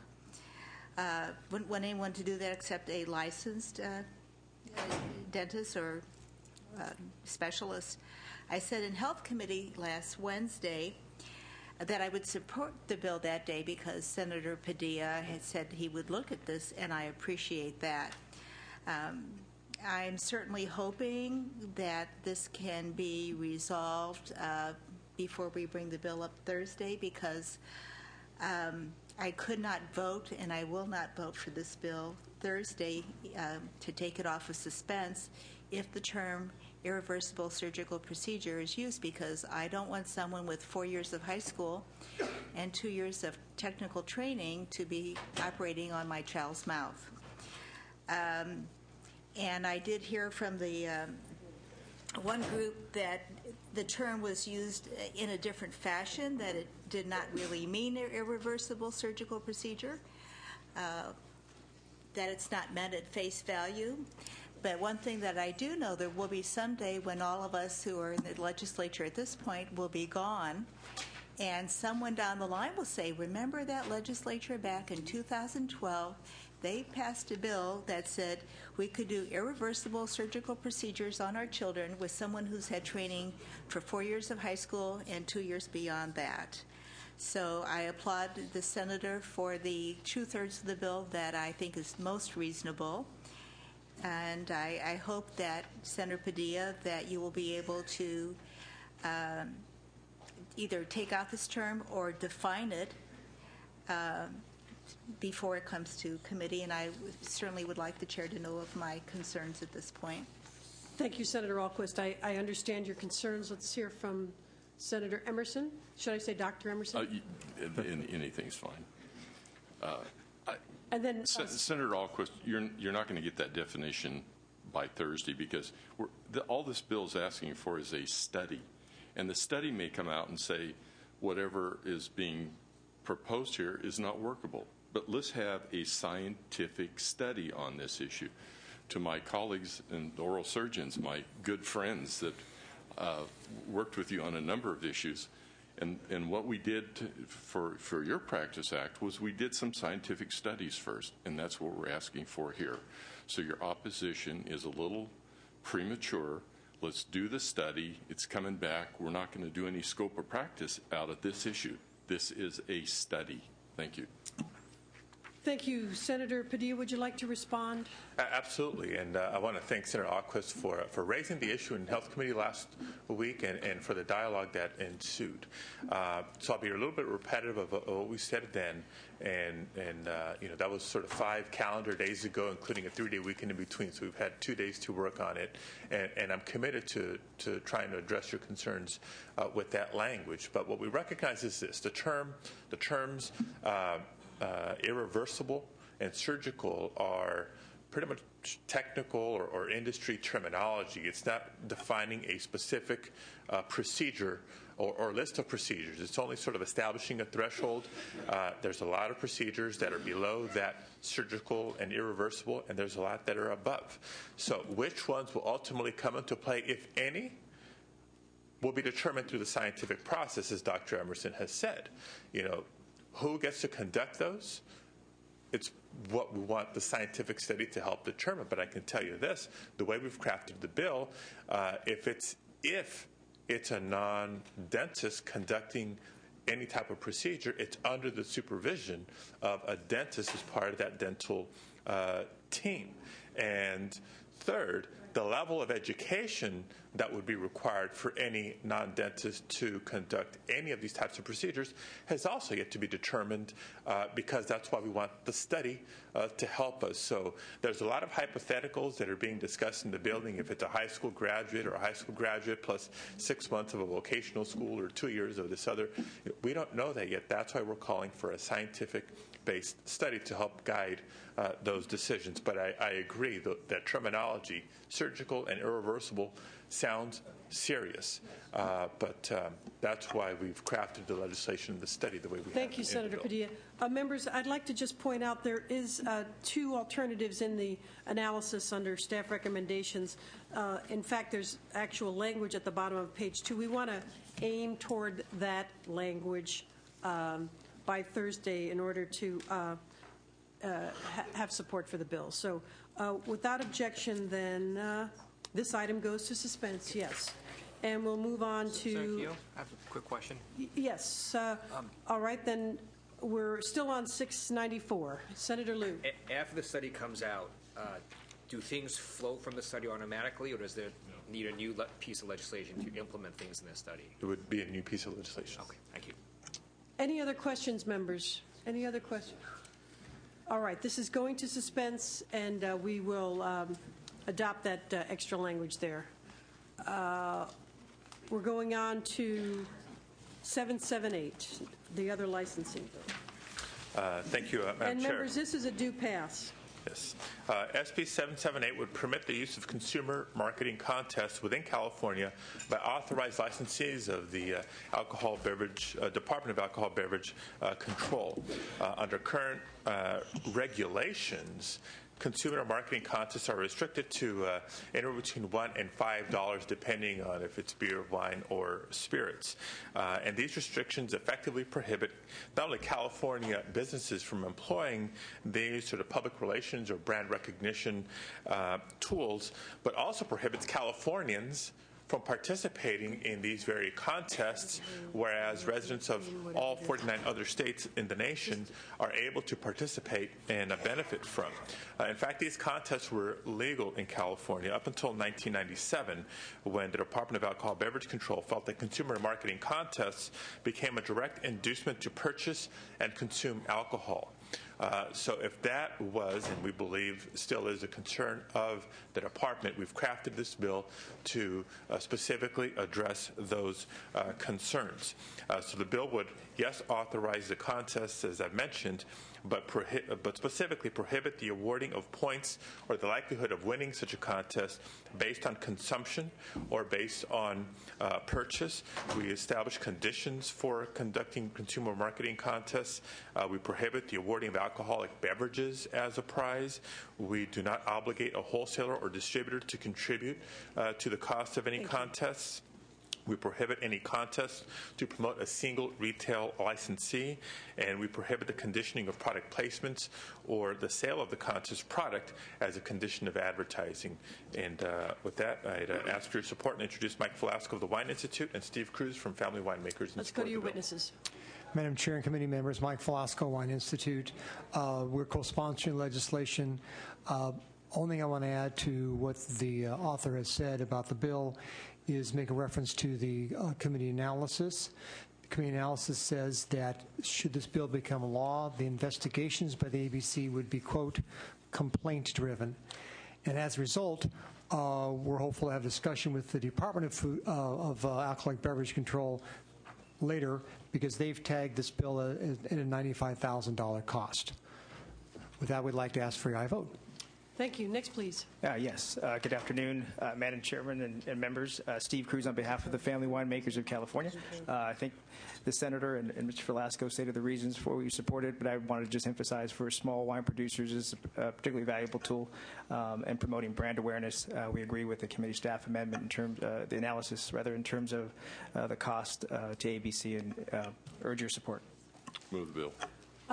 We need to hear from Finance, and Senator Emerson moves the bill. Thank you, Madam Chair. As Mr. Velasco noted, ABC estimates costs of about. ABC estimates cost of. Oh, I can come. Beg your pardon, Senator Emerson. Was that a motion, or do you have a question? You did make a motion. Okay, good. And we're going to hear from Finance now. Thank you. Once more with feeling. As Mr. Velasco notes, ABC's costs are estimated to be about $95,000 a year due to increased enforcement activities. What is unknown at this time, though, would be any costs above that having to do with appeals of citations or any subsequent work or violations resulting from that. And do we have opposition? Madam Chair and members, Gavin McHugh with Distilled Spirits Council, in support. Thank you. In support. Okay. Is there any opposition to the bill? Seeing none. Very good. Then we have a motion by Senator Emerson. Are there any other questions, members? Then let's call the roll. Kehoe? Aye. Kehoe, aye. Walters? Aye. Walters, aye. Alquist? Aye. Alquist, aye. Emerson? Emerson, aye. Liu? Liu, aye. Pavley? Pavley, aye. Price? Aye. Price, aye. Runner? Steinberg. 7-0, that's enough votes, but I'll leave it open for Senator Steinberg. And Senator Padilla, so we have a couple of to-dos. Yes, with BOE and with the study language on the dental bill. Yes. See you Thursday. We'll see you Thursday. All right, thank you. Other members, Senator Hernandez. Thank you for your patience. And we'll hear from you on two items. SB 485 and you're presenting on both or one? I believe we're just presenting on one. SB okay, great. 625, unless you want me to. We will take. We'll I believe we're at this point. I'm only going to be presenting SB 625. We are happy that you're waiving on SB 485, and we'll go on to SB 625. Nursery stock. Yes. I didn't. I'm waiting with bated breath to hear your agricultural philosophy. I thought you were a city boy. Thank you, Madam Chair and members, and I am a city boy, but I'm here before you in front of this committee to present SB 625, which amends the Food and Agricultural Code relating to the nursery license program. It addresses the issue of invasive pests, which costs our state's agricultural business billions of dollars per year. The bill will make minor but important changes to the nursery license program. First, this bill will make mandatory a minimum standard of cleanliness for a business seeking a nursery license. Second, will increase the amount to be retained by the department when an entity seeking a license has a change of mind. And finally, would remove the discretion to revoke an entity's license for misusing a shipping certificate. With me today is Louis Brown, representing the California Association of Nurseries and Garden Centers, to answer any questions, and I respectfully ask for your support, Madam Chair and members. Thank you. Thank you, Senator Hernandez. And Mr. Brown, this is going to cover all nursery operations, retail operations. So is there any difference between the large operators and a mom-and-pop nursery, how this bill would impact a larger retailer versus a smaller retailer? Madam Chair, members of the committee, Louis Brown on behalf of the California Association of Nurseries and Garden Centers. The fee structure currently in law for the nursery license program is adjusted on the basis of size for nurseries. The elements of this bill would treat all nurseries equal, basically setting a minimum standard for cleanliness, impacting the types of bugs that can be found on a nursery, so that we could try to reduce the instances of invasive pests coming in the state of California. For the most part, these standards have been in practice, but we found that in the statute it is listed as voluntary, a may versus a shall. And in light of all the money that we've been losing at the California Department of Food and Agriculture in the pest program, we thought this was a first minor step that could be made in order to increase the protection against invasive pests. It's our understanding that the department has revised its estimate on what this change would cost. Due to our crack staff work, the numbers have come down. So let me, and we can, it gets underneath the suspense threshold, so we could move this bill. So are the smaller nursery retailers in favor of the bill? Do you have any position from them? Yes, we actually represent, our association represents retailers of all size within the nursery industry, but we also work in collaboration with the Nursery Growers Advisory Board in the Los Angeles area, as well as the San Diego Floral Association down in San Diego. We've worked with all three of those associations to bring these changes before this committee, and as far as we are aware, there is no opposition to the bill. Very good. Then, members, I'd recommend that we change this to a due pass. He's under the $50,000. Is there any opposition to the bill? Finance, do you have a comment on this? Madam Chair, I did, but I'm not privy to the revised fiscal estimates, so I think I will can give you a number. According to our staff, a minimum of approximately $45,000 or 0.25 PY. Yeah. Up to maybe 60. I see. As you can appreciate, that's different from the information that I have here, so I'll refrain from any comment. Well, we will forward this to you post-haste. That's much appreciated. Senator Emerson moves the bill. Any further discussion, members? Then I'll go ahead and call the roll. Senator Hernandez. Kehoe? Aye. Kehoe, aye. Walters? Aye. Walters, aye. Alquist? Aye. Alquist, aye. Emerson? Emerson, aye. Liu? Liu, aye. Pavley? Pavley, aye. Price? Price, aye. Runner? Steinberg. We'll keep it open for Senator Steinberg. You have 7 votes, more than enough. Thank you very much, Madam Chair. Members. Thank you, Senator Hernandez. Members, we're going to go to Senator Lowenthal. I think I saw him in the front row. Then we'll go back to members of the committee, including myself, Senator Alquist, and Senator Liu. Is Senator DeSaulnier here yet? Oh, yes. There you are. Right. We'll go back to committee members after we finish with our visitors. Senator Lowenthal and then Senator DeSaulnier.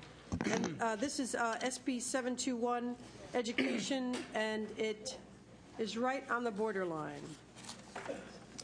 Go ahead, Senator Lowenthal. Good afternoon. I'm here to present, as you mentioned, SB 721, a bill which takes the first step towards establishing greater clarity and accountability for our post-secondary educational system,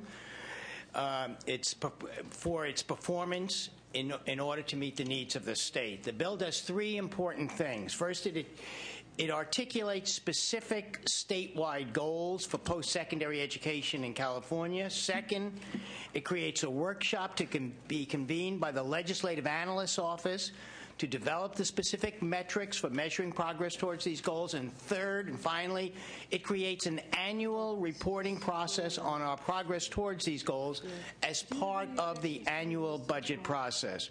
But California's been slow to move in this direction. This is not a new concept. This was first initially developed by Senator Dede Alpert from the master plan. It has subsequently been moved by a number of other legislators. What we have done is taken the greater iteration and tried to tie some of the performance measures to the budget process I move itself. the bill. Thank you, Senator Alquist.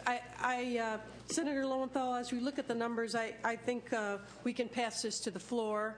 So I appreciate Senator Alquist's motion. Is there testimony in favor of the bill? All right, and then we'll take opposition testimony if there's any questions from the members, and then we'll take a vote. Very briefly, ma'am. We have 15 minutes to make it to session. Mary Moyle, I'm with the Chancellor's Office with the community colleges, and we urge an aye vote. Thank you. Perfect. Any other testimony for or against? Finance, do you have a comment on this one? Simply to know fiscally that we believe that the LAO costs would be minor. Minor. Very good. We're in agreement. Seeing no further questions, we have a motion from Senator Alquist, and the Secretary will call the roll. Kehoe? Aye. Kehoe, aye. Walters? Aye. Walters, aye. Alquist? Aye. Alquist, aye. Emerson? Emerson, aye. Liu? Liu, aye. Pavley? Pavley, aye. Price? Price, aye. Runner? Steinberg? 7-0. Senator, that's more than sufficient votes, but we'll wait for Senator Steinberg. Thank you. Thank you. And Senator DeSaulnier, and you're presenting SB 447? Yes, ma'am. And this is a due pass. Right. And then I'd like to briefly make a couple comments on 878, which is a candidate for suspense, if that's possible. Go right ahead. All right. 447 is a result of a investigation and report from the Senate Office of Oversight and Outcomes, and we have the author of that report here to answer any questions. Basically, it has to do with the fact that because of the economy, middle and poor people who have gotten California Housing Financing Authority mortgages have been forced for a variety of reasons, in some instances, to rent out their units. Unfortunately, they have been able to keep current. This bill will allow for a more flexible process of administering those so that these people don't automatically get thrown out of their house when they're being current, trying to do everything they can to meet their obligations. And it basically adheres to some changes in other states to allow for people in these circumstances. So I appreciate your recommendation of due pass. If you want us to attempt to answer any questions, we will try to do that. Go to your witnesses. We're here to answer questions. All righty. Members, are there any questions? Is there any testimony for or against the bill, for or against SB 447? Thank you, Senator Pavley. And Finance, do you have a comment on this Thank you, Madam Chair. The fiscal impact from, as the file indicates here, is unknown. However, if the IRS were to find that CalHFA was not in compliance with federal tax laws, bondholders may be subject to additional taxes. So we would have some concern that CalHFA could be held financially responsible for violating its obligations to bondholders. All righty. We have a motion from Senator Pavley. Any further discussion? Secretary will call the roll. Kehoe? Aye. Kehoe, aye. Walters? Alquist? Aye. Alquist, aye. Emerson? Emerson, aye. Liu? Liu, aye. Pavley? Pavley, aye. Price? Price, aye. Runner? Steinberg? And that is 6-0. That's sufficient votes, but we'll keep it open for Senator Steinberg. And then, Senator DeSaulnier, you wanted to make a comment on SB 7. Just very briefly, I know 878. This is a candidate for suspense. This bill would require the Joint Planning Committee that comprises all of the regional agencies, or 4 of the 5 regional agencies in the Bay Area, to do a report to the legislature in 3 principal areas around their implementation of the Sustainable Community Strategy that's required under SB 375. They're already doing this. We're just asking them to report the outcomes of their strategy to the legislature. Secondarily, a report on economic development in the Bay Area. This is already being done by the Bay Area Council and a group of businesses, and they're working with the Joint Planning Committee. And then last, lastly, to do a report on their outreach, particularly for MTC and the Air District. They already have to do this outreach as a requirement both for the U.S. Department of Transportation in the instance of MTC for low-income communities in particular, and the Air District similarly has to do it. So I think there'd be limited costs. They're already doing the program, but I think it's important that the legislature actually reviews these programs and makes sure that we have input in it. So I think it'd be minimum costs, and I would appreciate your consideration when it comes time. Thank you, Senator. Is there testimony for or against SB 878? Public testimony on SB 878. Finance, do you have a comment on this one? While we don't have a fiscal estimate, we believe that this could result in a reimbursable state mandate by imposing additional responsibilities on the JPC. All righty. Without objection, then this item goes to suspense, and we'll work with you in the meantime, Senator. Thank you, Senator.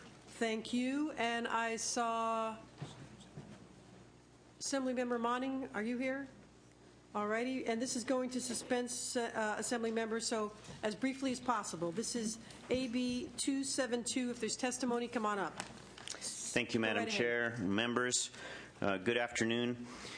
AB 272 is a bill that will allow us to use some of the money from collected by the California Health Facilities Financing Authority, known as CHAFA, for some demonstration pilot projects to address vulnerable populations in California. It's money that is collected as a matter of routine through hospital fees. It's used for lending programs, and there's a reserve fund that would allow for these pilot projects to be pursued. It's an opportunity with limited health care resources and with increasing trajectories of bad health, illness, and disease in our communities, particularly in underserved, lower economic communities. This will not cure it all. It will be an opportunity to look at best practices and put a focus on adapting health care delivery to addressing the needs of the poorest. Very Thank good. you. Very good. And we'll go to your witnesses, Assembly Member. Good afternoon, Chair and members. My name is Adriana Zerio, representing the State Treasurer. We are the sponsor of AB 272. I just wanted to emphasize that this proposed grant program will direct already existing CHAFA monies into a special fund for the sole purpose of awarding grants. This is not a general fund appropriation, and the California Health Facilities Financing Authority is entirely self-funded. Thank you. Next, please. Madam Chair and members, Barbara Glazer with the California Hospital Association here in support today. Thank you. Further testimony? Opposition? We take both sides. Thank you. Madam Chair, members, Stephanie Roberson on behalf of the California Nurses Association. While we don't disagree with the goals of the bill, making sure that monies go to communities in need, totally support that. But we feel that you can still keep the integrity of the bill by making sure that CHAFA gives access to communities in need to fund these types of clinic projects. We just feel that the hospitals don't need to benefit from any demonstration project or need to partner with them. My members are very active in the CHAFA process. They attend all the hearings, the meetings, the public comment, and they see that these dollars don't go to the communities in need when you talk about the whole public benefit process. So we totally believe in the community. We believe that these clinics need to have access to these monies, totally support that, but we don't feel that the component that the hospitals get to partner with these projects is necessary. Thank you. Thank you. Any further testimony for or against SAB 272? Finance, you have a comment on this one? No file. All righty. Members, this is a candidate for suspense. Any questions or comments? Then without objection. Madam Chair, if I might just real briefly address the opposition. We did just receive this afternoon some proposed amendments. We're in conversation. We think the problems that were voiced can be addressed, will be addressed. Appreciate your support. Thank you. We need to see them immediately. I understand. Thank you. We just received them. Thank you. We'll work with you between now and Thursday. Great. Thank you. Okay, members, I'd like to go back to the top of the file. I know, we'll get, and we're going to take, Mr. Kelly's going to present for Senator Steinberg. Then we'll go back up to the file, and I'll go to Senator Ahlquist on the woke item, Senator Liu, Senator Pavley, and anybody else on the committee, and then I'll be the last one. And we still have to take up those items that the author has waived presentation, so we've got a handful there also. Mr. Kelly, very quickly on Senator Steinberg's item. This is SB 749, Transportation Commission. That's correct. Madam Chair, thank you for allowing me to testify on behalf of Absolutely. Senator Steinberg. SB 749 establishes a uniform process for the California Transportation Commission to follow when adopting transportation program guidelines. Specifically, the bill requires the Commission do all of the following when adopting such guidelines: review the proposed guidelines to ensure they are required by and consistent with current law, ensure the guidelines are available to the public 45 days before considering the guidelines for adoption, adopt the guidelines by a majority vote of the Commission in a duly noticed public hearing, maintain records of testimony and recommendations to the Commission on the pending guidelines, and report to the legislature annually on any guidelines adopted by the Commission. In short, SB 749 seeks to establish this process to ensure the CTC adopts program guidelines through a public process that is predictable, credible, and transparent. Senator Emerson moves the bill. Thank you. Shall we go to your witnesses? Not on this matter. All righty. Any other, is there testimony to the members of the public? Any testimony for or against SB 749, the item we're hearing now? Any testimony? Seeing none. Finance, do you have a comment on this one? No file, Madam Chair. Members, we have a motion. Anything else? Secretary will call the roll. Kehoe? Aye. Kehoe, aye. Walters? Walters, aye. Alquist? Aye. Alquist, aye. Emerson? Emerson, aye. Liu?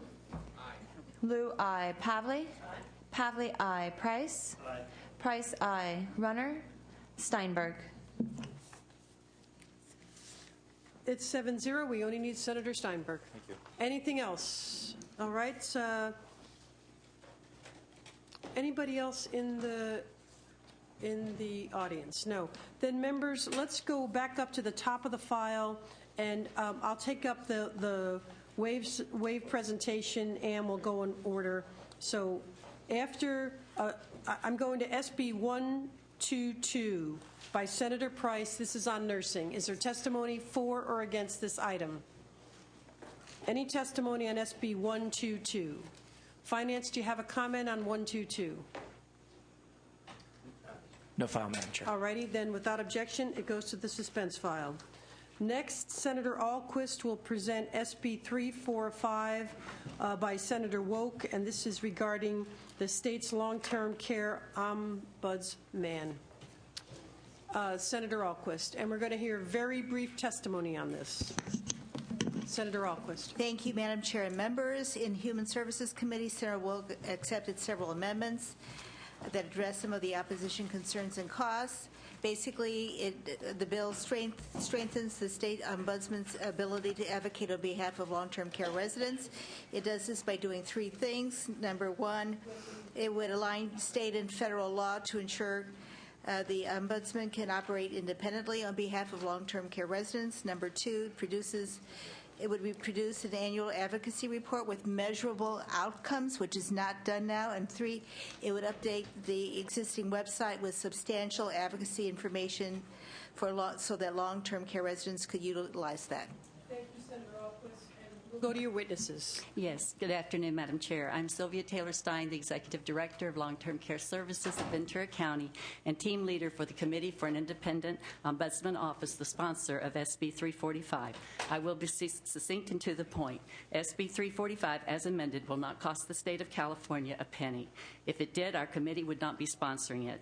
However, the opposition to SB 345 says if the bill passes, it will add overly bureaucratic process and cost the state money. That is not true. Every requirement in SB 345, as amended, already exists in federal law and is being paid for by the million-plus federal dollars that flow into the State Ombudsman Office every year. The State Ombudsman opposes SB 345, saying they cannot do an annual report. An annual report is the law. It is not an option, and is being paid for by federal dollars. These annual reports create accountability. Other states are doing them, and I have samples here today. The state office also says they cannot afford to upgrade their website. There again, federal law requires the state ombudsman to inform and educate long-term care residents, their families, and consumers.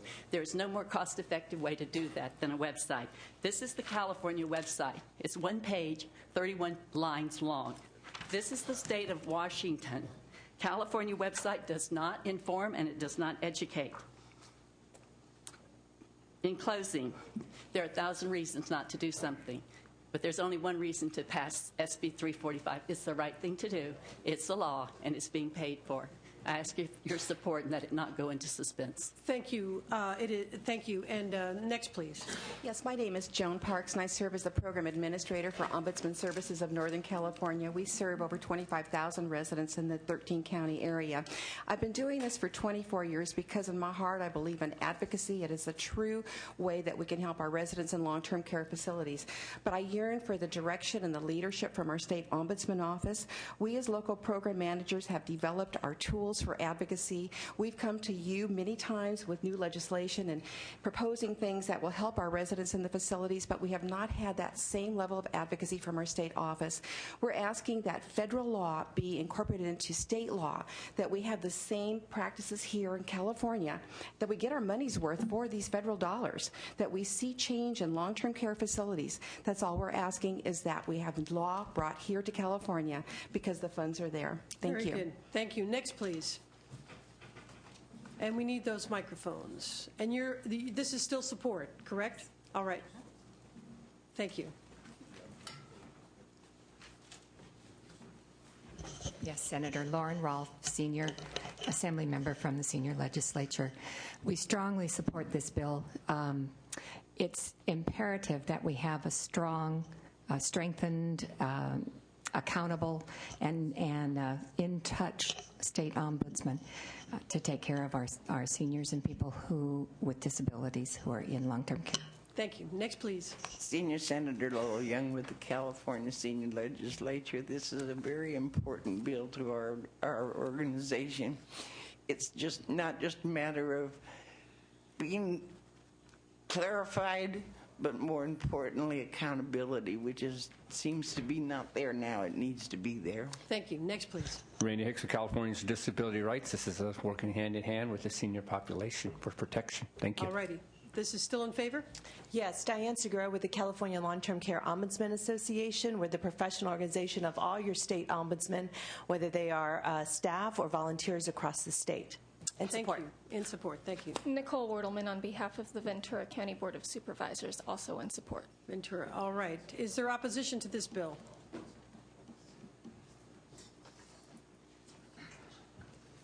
Come on up. State your name. Good afternoon, Madam Chair and committee members. My name is Joseph Rodriguez. I am the California State Long-Term Care Ombudsman. I am also the president of the National Association of State Ombudsman Programs, a position to which my peers elected me 2 years ago. In both roles, I advocate to improve quality of life and quality of care for residents of long-term care facilities at the state and national level. In just the last 7 months, I have traveled 3 times to Washington, D.C. to advocate with Congress on behalf of our program and the residents we serve. As the state ombudsman, I take positions on bills independently from the California Department of Aging and the administration. The U.S. Administration on Aging, our federal oversight agency, has never found my office to be out of compliance with the mandates and requirements of the Older Americans Act. That being said, I want to express my concerns in opposition to SB 345, which as currently amended would impose additional requirements upon the Office of the State Long-Term Care Ombudsman. While the stated intent of this bill is to assure the independence of the state ombudsman, these mandates would add significant costs to the general fund and would do nothing to strengthen the advocacy of the state ombudsman. As my office has already lost 20% of its staff in the last 3 years, we cannot absorb the additional workload required by this legislation. Among other things, this bill requires my office to reestablish an 11-member advisory council for the office that would meet 3 times a year to provide advice, consultation, and most likely new work products for staff. Hire outside counsel as opposed to using other internal resources when the Attorney General cannot represent the office. Solicit funds, gifts, and contributions to support the operations and programs of the office, most likely through a 5-member foundation supported by the general fund. Develop an additional report to the legislature that describes the advocacy plan for the office and evaluate